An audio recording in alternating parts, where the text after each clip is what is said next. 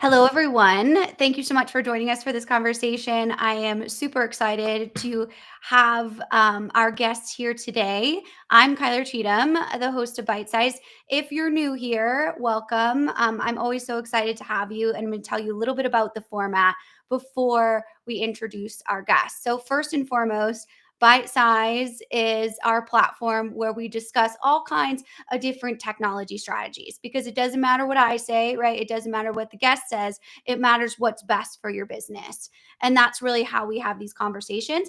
A big part of that is you guys in the comments. So we can see all of your comments depending on if you're joining us on Instagram, YouTube, TikTok, anything. We can see all of those gathered here. So I invite you to ask questions or to share your insight so that we can have this community type conversation. If you haven't seen ByteSized before, I invite you to follow our YouTube channel, or you can find us on LinkedIn too. We go live every week with different industry leaders to talk about things that are important to what we're seeing happen as far as technology evolution and strategy. So with that, I'd love to hear where you're joining from in the comments today. So if you could just pop that in, we have a global audience, and it's always so fun to see where everyone's joining. So my guests today are here from Extentia, which is a Merkle company, and we're excited to hear a lot about our topic today, which is user-centric design, right? How do we ensure that we are designing or deploying our technology to make sure that we have the ability to really have that adoption for leaders? So thank you guys so much for joining us. I will let you introduce yourself. Tell us a little bit about what you do and what your role is, maybe just a few personal options as well. So let's go ahead and start with either of you, whichever one wants to go first. I'll go first. I'm Pradnya, part of Extentia, which is now part of Merkle. I lead the experience teams at Extentia, part of leading the experience design studio at Extentia. And I manage for customers the experience-centric transformation projects. A big believer of design thinking. I also manage the SAP App House initiatives for Extentia. We are part of the SAP App House network. So excited to be here today and talking to all of you and the audience, about experience-centered transformation, which is our approach when we work with customers in their digital transformation journey. So excited to be here and to talk to all of you. Yeah, absolutely. Thank you so much. Hi everyone, I'm Nick. I go by, so that's my nickname, but I'm actually Saranic. I am the experience strategy lead at Extentia, a mobile company. And with Pradnya, I work under the experience strategy workshops, so facilitating and leading the design thinking workshops, essentially seeing how these visions for digital transformation sort of lead into actionable strategies and plans and action items for year-round transformation plans, multi-year transformation plans. And it's always, no matter how many times you see these stories unfold, it's always an exciting story to experience, be a part of, and today be able to share that with all of you as well. Absolutely. Well, we're so grateful for your insights today. And a lot of times you guys partner with our AppHose colleagues, which we had on a previous episode. We also have a newsletter about kind of what they do. And it's such a cool pocket of our industry because a lot of times we're having very technical conversations, right? What are your requirements? What do you need to implement? And we're not really thinking about where the experience for the end user sits. And that's so, so important in order to be successful. So I'd love, maybe we'll start with you, Nick, for you to kind of tell us, let's define what experience-centric transformation means, and then we can kind of go from there. So, it's a very interesting question, Kyler. So, how we look at experience-centric transformation is essentially how do we enable a particular experience a user or a stakeholder has when they're interacting with a service, a particular technology, a product, or even a brand at large, right? How do we enable what that interaction looks like and feels like? So that's the So when you pivot your transformation strategies of how brands are discovered, interacted with, and experienced around that interaction, that's when we say, because experience lies at the center, it's experience-centric. And we are shaping it not just for the end users, but we are shaping that experience for everyone enabling that. So all the stakeholders involved. So that's really the crux of experience strategy and experience-centric transformation. And I guess, Pradnya, why is that important? Why is that something that's really critical to making sure technology is successful?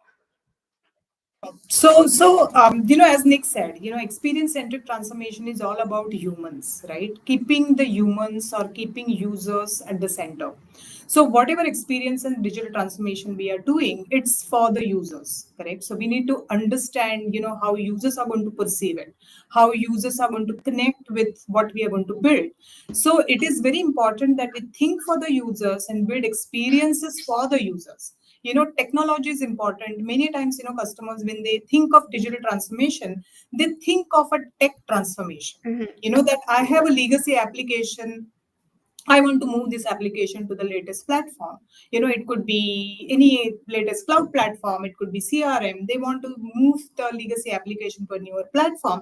But that is not limited to the tech transformation, but they should think about how users are going to connect with the new platform that they are building, and how users are going to adapt to that platform, how they are going to be using the platform. Whether there is a user delight which is kind of achieved when they are moving to a newer platform. So that is why the experience is important, because users are not going to see the technology platform which is behind the transformation. Users are going to interact with the application with their emotions and with their needs. So it is very important to make sure that their their needs are met, and not just met, but they are delighted with the platform. They feel like using it every day. So that is very, very important. Absolutely. I love that you say delighted with the platform, because I don't think in my work I've ever heard anyone be like, wow, I'm so delighted with this platform. But that is so critical to not only, having a good experience, which, obviously is the priority, but also when we're talking like shareholders, boards, that's going to up user adoption and really give that true ROI to the technology, because you involved the end user. So I'm curious, when we look at why this is often left out, right? We know, as core IT professionals in deep tech, that, delighted and experience on the emotion side isn't really always our strong suit, right? Which is why we have you guys in the marketplace to keep us, level set. But why do you think that's so overlooked, especially in 2025? Like, come on, with the rise of low code, no code tools and the importance of user experience, why is that still something that's left out? I'll go. Yeah, you go. Whoever wants to go first. I'm sorry. Yeah. So maybe I'll take a first stab at that, and Pradnya, you can add on to that. So I think a large part of why it has historically been overlooked is it's been one of the most difficult parameters to measure and report. When you talk about experience delight, you have metrics to define, hey, this is acceptance criteria, these are the success metrics to define performance. But how do you measure delight? Apart from you have your qualitative reviews and testimonials and sentiment of what is being used. So that leads to that question of why, if you aren't able to measure and justify, hey, this was because it was delightful, this has led to business. That's where we see that sort of experience being left behind or overlooked. The other is, I believe digital transformation has always been tech-led. So it's rising in from this digital wave of, okay, this is what technology enables us to do. This is what this is what is possible within the realm of technology. And hence the conversation has revolved around what's possible and what's feasible to do, rather than what is desirable and what is expected of the system to perform as. But I believe that with AI coming into the picture and with largely digital transformation becoming more democratized, Mm-hmm. we're seeing a shift to a larger emphasis on experience as well, Mm-hmm. where more and more our clients and partners and folks we work with are coming in with that approach, saying, "Hey, we need to look at the experience we want to enable." Absolutely. Yes. Yes. I also think, Kyla, that many times stakeholders whom we work with, they are thinking of, when they think of digital transformation, they are thinking of how I can increase my revenue, Yes. how I am going to increase the internal efficiency, like the internal productivity, so that my team will be more efficient, they can complete the task quickly, and Mm-hmm. things like that. But they don't think of adoption. Okay, Yes. they don't think of this will happen only when your teams and users start using the system. Mm-hmm. And when they will start using the system is basically when they like it, when they Yeah. like the interactions with the system, when they find it usable, when they find it intuitive. So it is very important that they understand the importance of experience. But unfortunately, they are more focused on get it done quickly, Yeah. give it to the users, and let's see the impact, that I want to see. There's nothing wrong in that, but I'm saying that it should be coupled with experience thinking. Sure. It should be coupled with making the system more usable and intuitive, so that they get the required adoption as well.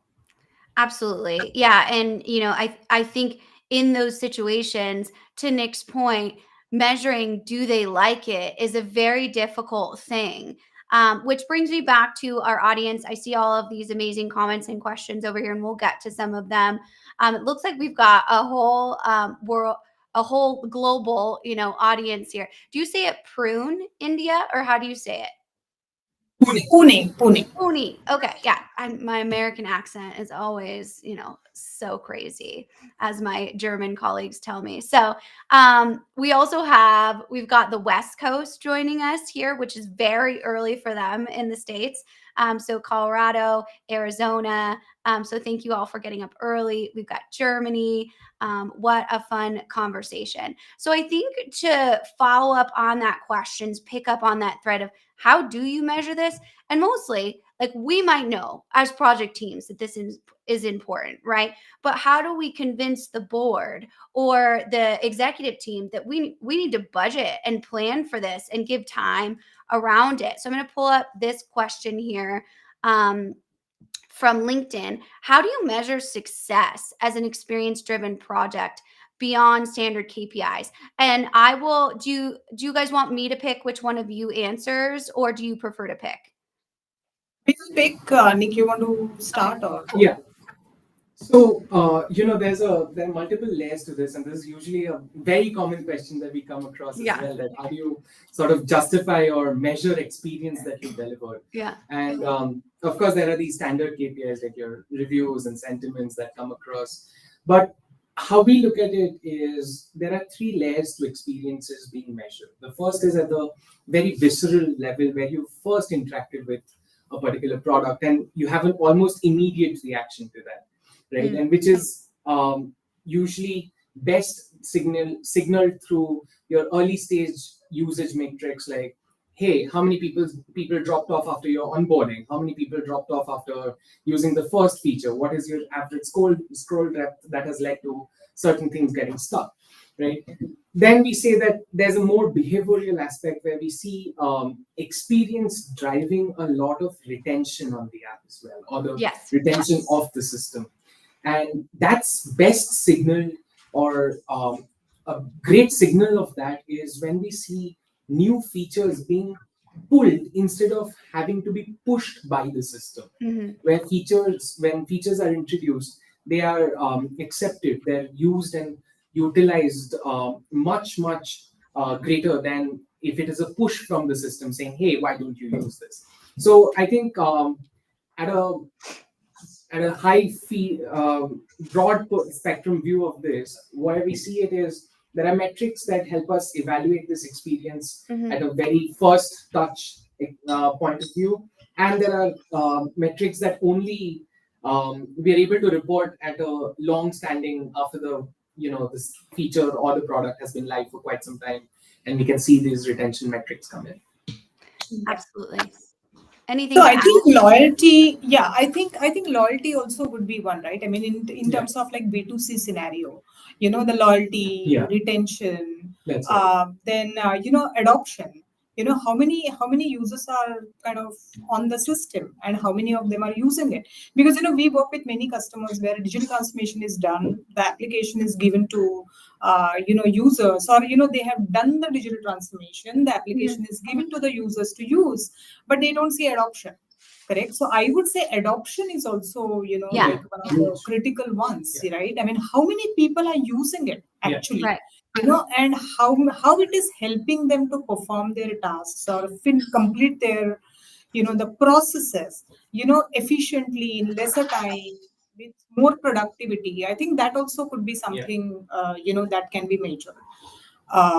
As like how much time they used to take before, for completing a certain task, and how much time they are going to need to complete maybe after the digital transformation. So the internal efficiency improvement, process efficiency improvement also could be one of the metrics. Absolutely. And I think that is still often overlooked or it's seen as an afterthought, right? Oh, we implemented this system, nobody's using it. And now we're doing more of a reactive strategy instead of a proactive strategy. And I know that's, how you guys completely operate. But I wonder if you can give us kind of a lens of how you do that differently, because that's so hard, right, to kind of change that mindset in the industry of saying like, okay, yes, we've always done technical requirements, then we match a system, then we implement it, and then we force our users to use it. And oh, by the way, that's a terrible idea and that costs us lots of money. And so I wonder if you can give us an idea of your approach of how you might not only prioritize those end user experience, but also make sure that you have that shareholder buy-in of like, hey, this is a critical strategy, right? Maybe I'll Yeah. start, Nick, and you can add more. So basically, getting users involved in the experience design process and in the digital transformation initiative right from the beginning is very, very critical. Right? I mean, you can't leave the users to the second or a third stage of digital transformation, but get them involved right from the beginning. Mm-hmm. And same goes with stakeholders, getting the stakeholders and users in one room and have that shared understanding for the business vision that the stakeholders have, and then why users, how users perceive that. Okay, what users are expecting, asking those questions, starting with why you want to build it, what users are expecting. I think getting them involved early in the process is the key. Mm-hmm. How to convince the stakeholders of the importance of experience. We can use a lot of data.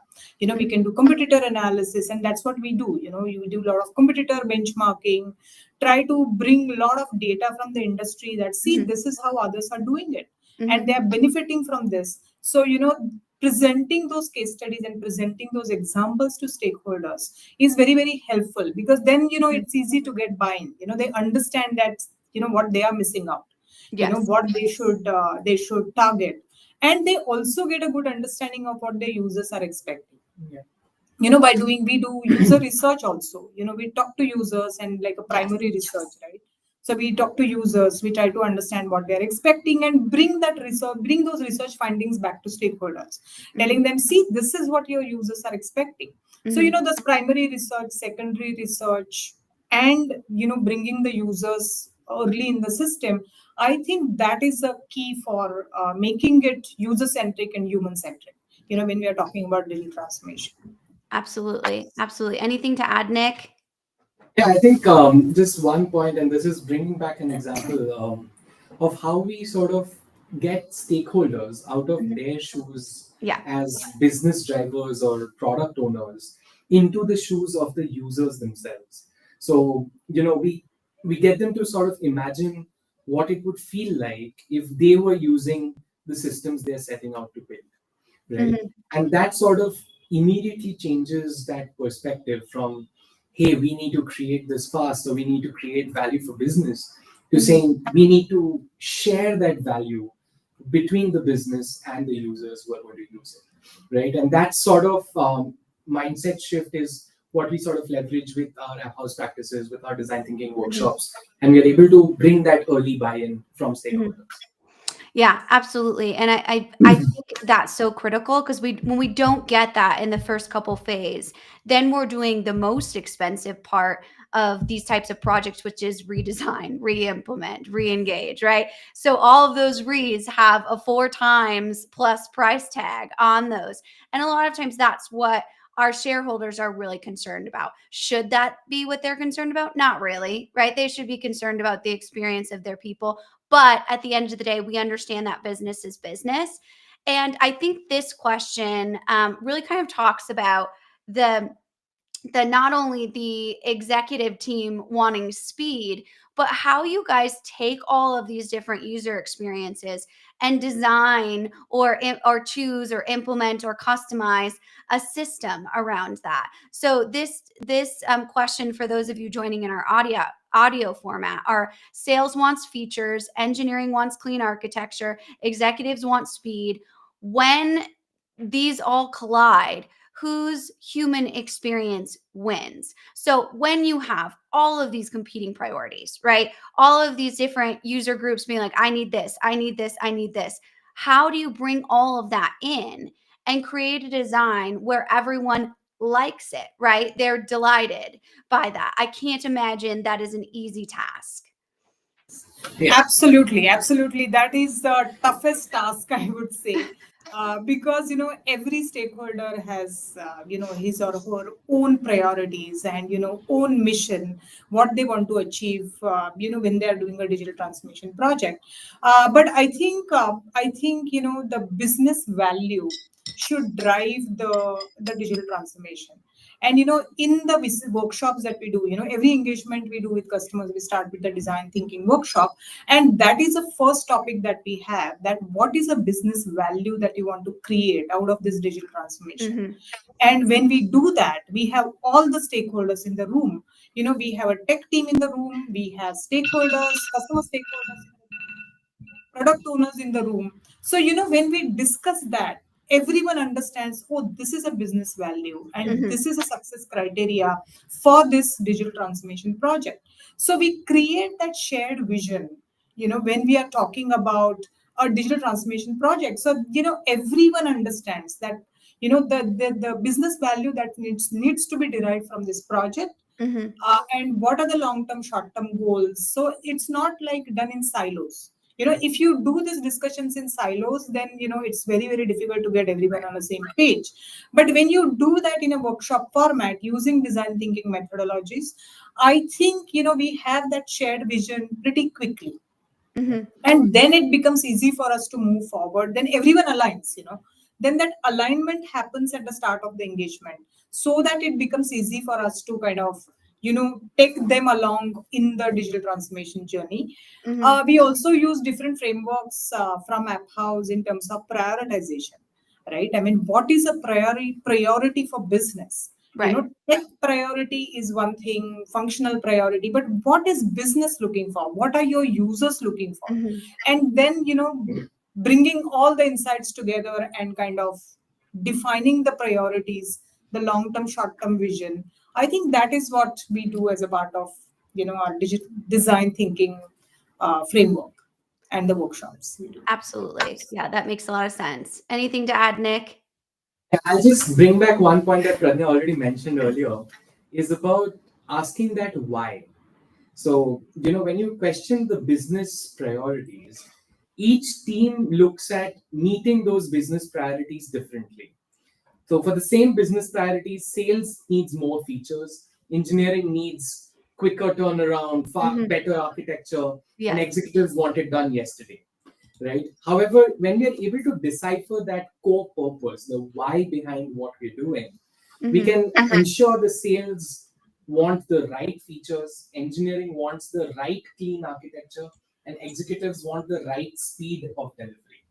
And that's where, because otherwise, no human experience wins. But when you're able to find that balance, and I completely agree that it's not always very easy to do that. But when you're able to find that balance is when you're able to unlock that delight for not just your user, but everyone who's involved in making that happen. Yes, absolutely. And I think the piece of that is kind of disarming teams that are already on high alert when they walk into these workshops, and you actually listening to them. And that goes much farther, right, than them having this wish list of features of saying, I hear you. I hear that's a pain point in your experience. And what I'm going to do is prioritize that the best I can, as, Pradnya said, is with the business goals, right? We have to understand what all of that means. So again, I see all of these great questions coming in. If we don't get to all of them, which we never do because you guys are so amazing, we will always go back in and answer them, right? I'll go back in and tag the Experientia Merkle Company team and make sure that they can add some color to these and really get all of that in there. But I really appreciate all the great insights in here. Just to share like a couple of commentary. I love the word delighted. Absolutely. I do too. I'm, going to steal that one for sure. Because I, again, love the idea of someone being delighted by a system, because then your adoption budget is zero, right? You don't have to kind of go in there and start forcing things that don't make sense. And there's nothing worse than, designing this entire system and then going to the end user and then being like, I don't actually do that. And you're like, oh, okay, great. Awesome. we just went through this entire process and it's not something that's fulfilling your needs, which is why I love your methodology and approach of talking to the end user first, right? So that we can really understand the experience. Does that mean that the experience won't change? No. Processes change with new technology, but at least we understand and we kind of garner all of that. Let's go to this one, which is you guys always know I have to wait till the 30-minute mark to talk about AI, because we got to get all the boring stuff out of the way before we bring that in. But I love this question. With AI automating parts of the design and research process, what are the new roles you see emerging in centric teams? This is such an interesting question when it comes to that. And maybe even, what new roles, or how do you see roles being redefined, keeping the priority that even with these low code, more flexible type of systems, user design is still extremely important. It's a, huge pillar of the strategy. So curious what your thoughts are on that. So I think, AI, in my view, would be an enabler in the whole experience design process or experience-centric transformation. We should definitely use AI for all the repetitive tasks, or doing, maybe wireframes and information architecture and things like that. But the empathizing with the stakeholders, empathizing with the users, it is an emotional process. You are connecting with the users emotionally. You are trying to understand their pain points. You're trying to understand, what are they looking for in that particular system. And this requires maybe, reading their body language when you're talking to them, how they express, what are their pain points. I don't think AI can do that. So maybe, more focus would be needed in the emotional connects, understanding the user needs, while AI is doing all the, the repetitive tasks for us, and maybe giving designers more time to spend with users and to kind of empathize with not just users, it could be stakeholders as well, Right. with the business stakeholders, the product owners. I think that is what the role redefinition will happen, where the designers will now need to pivot, around connecting with their end users, connecting with their stakeholders better, think of innovation in a new way. Maybe how can they bring innovation in the design? How can they bring newness in the design? How can they bring delight in the design? By connecting with people, right? Because finally, people are going to use the application and they are going to experience it, not the AI. Correct. Mm-hmm. Humans are going to use it. So I think that connection is going to be more important for the designers moving forward in the world of AI. Is what I think. I think I just have two additional Yeah. thoughts there. The first one is, I think, you're very right about AI sort of accelerating the processes up. And I think while new roles may not um, come in because of AI, roles may definitely get redefined. Like, I think, as a UX designer designing experiences, you can use AI to accelerate the building of things so that you can spend more time seeing how it performs, seeing how it is used and experienced, so that you feed those, Mm-hmm. because that's where the human edge sort of, far surpasses what AI can do. Yeah. The other thing to that is also, I feel, as we continue to design for humans, we are also leading to a future where AI is a consumer of experience. Mm-hmm. So, from that perspective, how are we designing for AI to pick up and experience the systems that we build? Right, we're seeing a lot of it come into content designers already, and Mm-hmm. I believe that as we go forward as we advance with AI maturity, we're going to see interfaces being built or interactions being built for AI first or agent first, right? So that it's not just humans interacting with the system, it's about enabling AI agents or AI systems to Mm-hmm. also integrate with it seamlessly. So I think that's a redefinition that we're looking at as well. Absolutely. And this conversation really is the core of why I love talking to you guys and App House, because you're making us IT people get emotional and we're like, "Oh no. No, thank you. No, that's not for us." But I think where that meets this conversation is remembering that AI is a tool. And so we have an emotional, which we did in our readiness assessment. So everyone calm down. Where I'm not asking you to go through like some therapy, right? We know in our readiness assessment that AI is an area at which our people are scared of, right? Because this is the baseline of their value in the organization. They don't know how they're going to continue to add that value. This is people's livelihood. So obviously, they're very nervous about AI, which adds pressure to disarm them in the design. Right. I see a lot of business intelligence tools where it looks so robotic that people will not use it and engage with it because they're nervous about it, right? Is that a right thing to do or a wrong way to feel? It doesn't matter, right? It matters is if the employee is using it or not.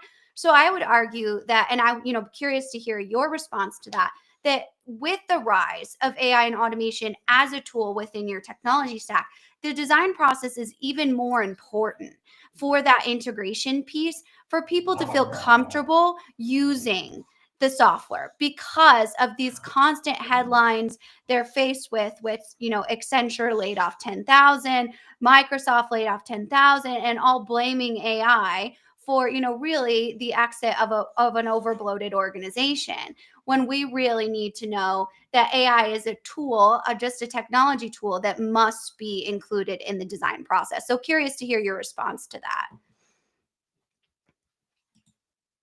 Yeah. So, what I think this is a common echo in Yeah. the industry as well, that I don't think AI is going to replace workers. It's the ability to use it well, which replaces the inability to do so, which is where, are you utilizing AI the right way, and using it for your processes and tasks, which can give you that edge, and which may be the most common answer to go to. But I also believe, and I resonate with what you just said, Kyler, is a lot of times these layoffs and scenarios may not be a result of AI. They may have so many other factors that we may Yeah. not be aware of, right? So I think what we need to understand and sort of continuously develop on is, how do we actively integrate or understand AI as a tool, Exactly. understand AI as a process enabler, and integrate that into the work that we do. Mm-hmm. Yeah. Yes, absolutely. And yeah, and I'm going back to the design world, right? I mean, for Mhm. the designers, you can't be just the tools person anymore. Yeah. Okay, that I just know that how to use the tool, but you need to be creative, you need to be innovative, you need to continuously think of how am I going to add value, right? And I think not just design, I think it applies to all the roles that you cannot be any more a tools person. You have to continuously learn how I can add value and how I can be more innovative, creative. Even if not a designer, everyone needs to be creative, right? I mean, you need to you need to think of ideas of how are you going to make how are you going to bring the difference, right? I mean, what is the differentiator that you're going to bring for your customers or for your organization? What difference you're going to bring to the table. I think those are the important things for learnings for all of us. I would say. Yeah, absolutely. Really cuts through that hype conversation, right? And what are we using AI for? And oh, by the way, you have an ERP system that uses a lot of AI. So if you want me to put like a sticker on that and say this is AI, right, I will help you feel better about that. But there's a lot that's going on in the organization, and listening to our end users and their experience is still going to be the number one priority, whether that leads to AI or not. And I think what we can relate to what the designers are saying, again, because we have IT and we have designers a lot of times, which is why I love that you guys mix those two, right? Is when we go through things like implementation testing and we deploy AI to go through our test scenarios. Is that a bad thing? Absolutely not. That's a great efficiency tactic, right? But does that mean that we can just print out a paper and be like, check the box on testing? Absolutely not. Right. And that's where we see, especially with our SAP clients, that's where we see a lot of trouble is we have to make sure that there's a collaboration between the machine and the person, because the person is the operator, the machine is the tool, right? And that's the same way in these experiences. It reminds me of something. I always find simplistic examples are really helpful. But if I am building a house, right, I'm just not going to start to draw on a piece of paper and give it to the builder and be like, do all of these things. My husband reminds me of this all the time when I want to knock down a wall. He's like, well, Kyler, that's a weight bearing wall. So if you'd like the roof to cave in, absolutely, we can knock down that wall.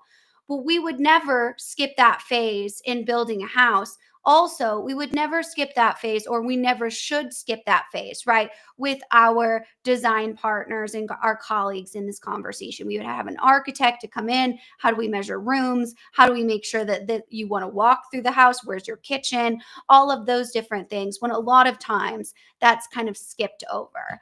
And I think that's a big piece of that. So I know we're having an AI debate in the comments, which I always love. So let's continue that conversation. I think a lot of these have to do with governance. One piece I love this question that kind of switches back to how would you respond to a CFO in the room who sees design as a luxury experience? We see this a lot with other things that tend to be more on the soft skills side, like change management. A lot of times, oh, we'll get to that after. And it's like, okay, well, that's going to up your bill by about $100,000 at least, right? What would you say? I'm curious, as leaders of the organization, to a stakeholder in the room that's like, you know what, we're just going to do off the shelf. We're not going to prioritize. That'll be like a phase 2, phase 3 initiative. What do you say to them? I would say if the CFO is in a room, I would say if you don't want to invest now, maybe you will have to invest double the number 6 months down the line, or maybe 1 year down the line if you don't get the adoption, right? I mean, if you don't get the adoption, if people are not using it, you are not going to see the transformation that you want to see, and you are not going to see the change in the revenue numbers because people are not going to use it.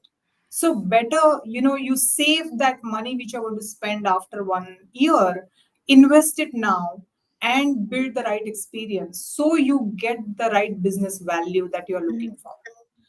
And maybe to support this, we will have to bring a lot of data. Correct. We will have to bring a lot of data. We'll have to bring a lot of examples to show why we are saying what we are saying, right? So I think that would be the key. It's important to tell them that building experience is not a luxury, because you are not going to get adoption and you're not going to see the efficiency that you want to see to be converted into numbers. maybe 6 months from the transformation. So I think that is what is important for CFOs to kind of know. Nick, if you want to add. I think I will just add one more layer to that is a large part of these conversations are also perceived as experience design as a separate, isolated activity from your technical planning and building. What we fail to often recognize or acknowledge is every technology interface that we ever build has an experience attached to it. The question really is, are you thinking about it or not? And whether whether you decide to think about it and then don't design it is a separate conversation. But I think essentially the conversation needs to pivot around, hey, we'll still go ahead, build it out of the box and unlock the features you think you need. But can we talk about what is the experience it will enable? And can we tell you about that? So we build in these early stage future journeys. So we bring back user journeys, bring back these visions of the future to essentially communicate that, saying, hey, this is what it would look like. Is this what you want to happen? And that sort of pivots the conversation around to say, okay, this is where I think we can get that value out. Absolutely. That's really profound. I think that's really important to understand that on many different levels. And that's why we see siloed technology projects, or we've started to see this rise of like business technology projects without telling IT. And we never need to leave that out. That's the backbone of the organization. And I think that's a big piece that we have learned in the last, I would even say 5-10 years, of these cost more money when we leave people out of the conversation, or we leave certain experiences out of the conversation, because technology, unlike 20 years ago, is not siloed to a department, right? It's now the backbone of the organization. We could go back and forth of who should own that decision making all day long, but the modern CTO CIO needs to be able to understand that their people experience with the technology is a dollar sign, right? So if that's what shareholders are pushing them, it needs to be a pillar. And let's do this one. I always love when our users ask our guests specific questions. So Pradnya, this is for you. So AI design tools promise to accelerate everything from wireframes to user research synthesis. But Pradnya, you've built your career on craft and intuition. What part of experience design work should absolutely not be handled by AI, even if it could? What a great question. Yeah, so basically, when the experience is for humans, as I said, right? And connecting with humans to understand what they are looking for, doing those user interviews, interactions, even validation of experience design that we have done for the end users, we should definitely not leave to AI, because it's like connecting with them, understanding their reactions, understanding their feedback by connecting with them. As I said, we have to see how they react, we have to see their body language, we have to see how they use the application, and the connect that we have with the users to do that. I don't think AI can replace it. I remember we had done application for farmers. We have done applications for painters. So these kind of users. When you build applications for, and when you go back to them to validate the experience that you're building, you have to connect with them in person, right? I mean, you can't trust AI to connect and collect the feedback from them. What are their reactions? We need to really understand their emotions, how they use the application, how they perform that particular business process, when they are using the application. So I think that connect with users and stakeholders in the design thinking process, while we are using design thinking, cannot be replaced by cannot be replaced by AI, is what I think.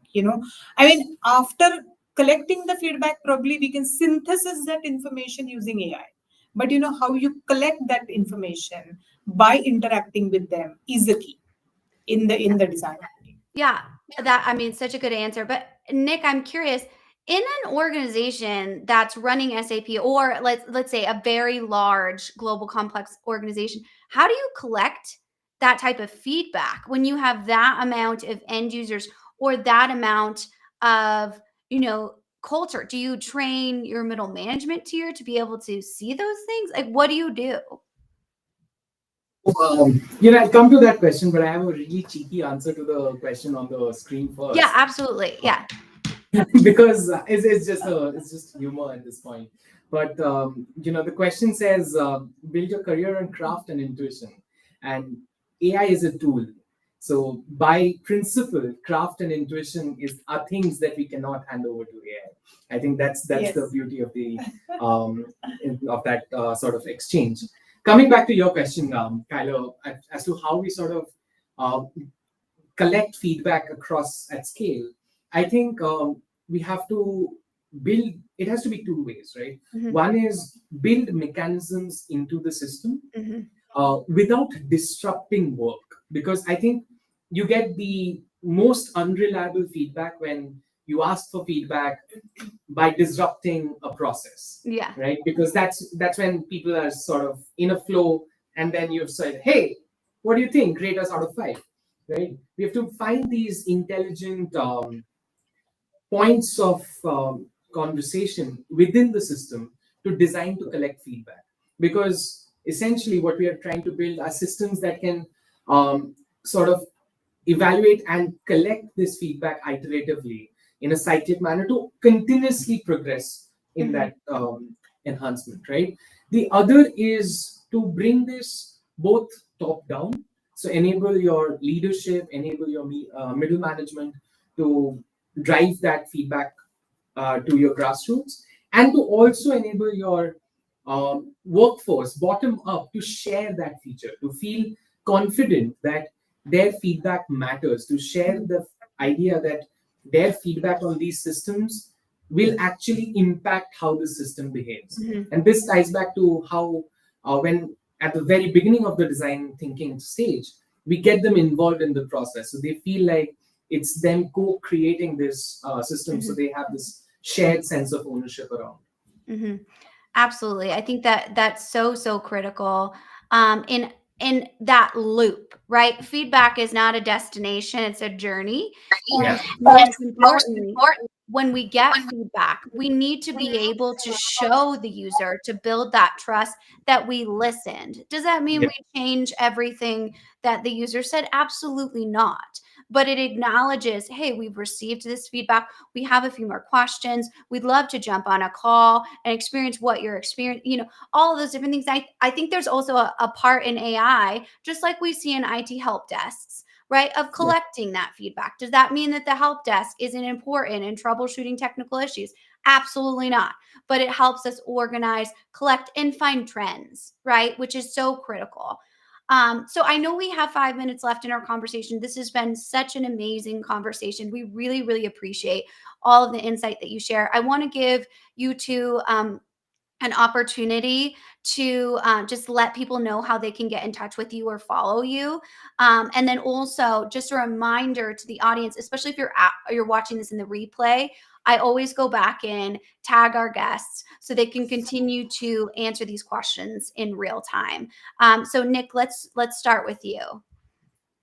Yeah. So I think, as Kyler, you mentioned, I think the LinkedIn tags will always be up, so you can reach out on LinkedIn.